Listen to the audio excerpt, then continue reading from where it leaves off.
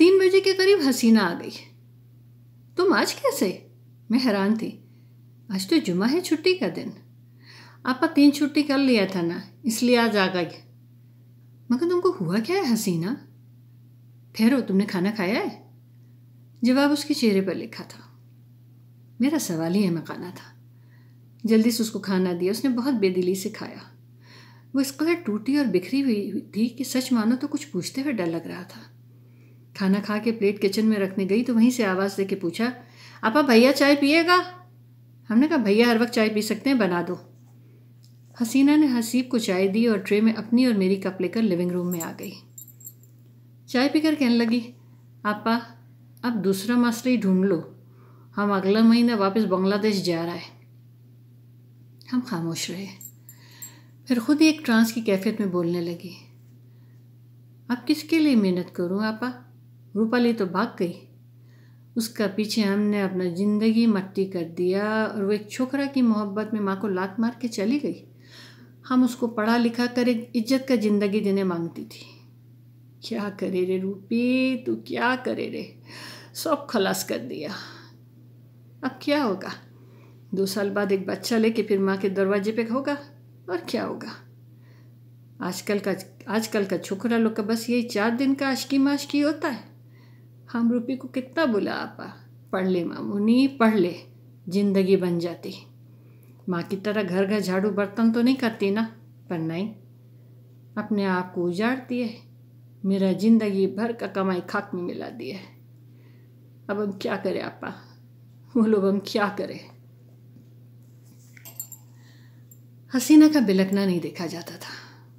उसका ख्वाब बिखर गया था। वो एक ख्वाब जो उसको महमेज रखता था, जो उसकी ज़िंदगी की वजह थी, वही ख्वाब चिकनाचूर हो गया। उसको तसल्ली भी देते तो क्या देते? हम खुद नहीं जानते थे कि रूपाली जिसके साथ गई है वो वाकई मुखलिस है भी कि नहीं। ये मोहब्बत है या सिर्फ जवानी का उबाल? ज़िंदगी भी कैसी कैसी मार देती है। फिर हसीना चली गई, दूसरी काम वाली आ गई। कोई भी जगह खाली नहीं रहती, दुनिया का कारोबार चलता ही रहता है। बस कभी कभी उसकी याद आ जाती थी। रूपाली के लिए भी दिल से दुआ निकलती थी कि जहाँ हो, महफूज हो, खुश हो। जिंदगी खट्टी मिट्टी टॉफ़ी की तरह घुलती जा रही थी। शायद यही उसका हुस्न है। एक दिन वही मलबारी वाला रात में चाय देने आया तो हमने उसको ताज़ा खाना पैक करके दे दिया, और 10 दिरहम भी। उसकी आंखों की हैरानी ने हमें शर्मिंदा कर दिया। क्या वो इंसानियत से इतना मजरूह और मायूस था? फिर हम अक्सर उसको खाने के लिए कुछ न कुछ देने लगे।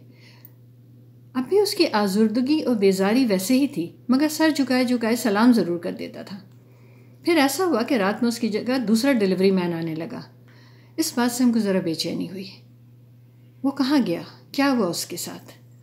उसकी उदासी ने मेरे असाब में अपने पंजे गड़ा दिए थे, और हम बाकी उसके बारे में मुतजस्सिस थे।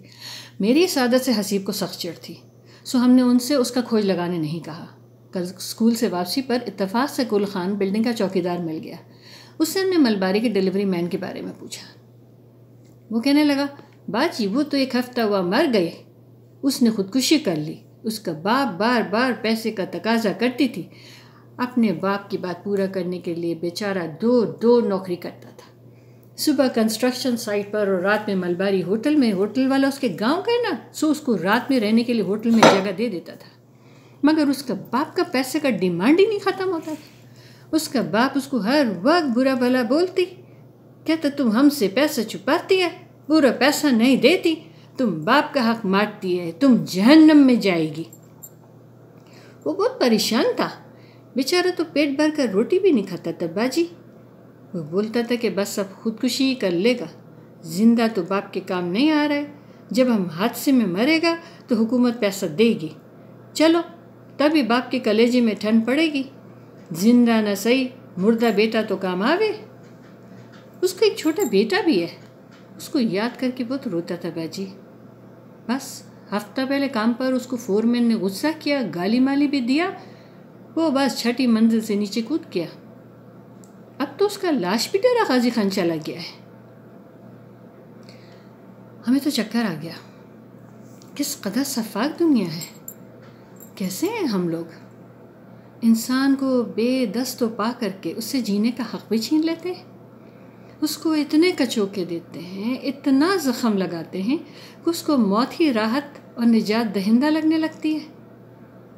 क्या हम लोग वाकई अशरफुल मखलूक़ात हैं, या आप गिद्ध से भी बदतर हो गए हैं? गिद्ध भी सब्र से अपने शिकार की मौत का इंतज़ार करता है। हम लोग तो ज़िंदा इंसान को नोच लेते हैं, घायल कर देते हैं, उनको जीते जी मार देते हैं। मेरे चारा घर को नवीद हो, सफ़े दुश्मना को ख़बर करो। मेरे चारा घर को नवीद हो, सफ़े दुश्मना को ख़बर करो। वो जो कर्ज़ रखते थे जान पर, वो हिसाब आज चुका दिया, वो हिसाब आज चुका दिया। अस कलम शाहीन कमाल।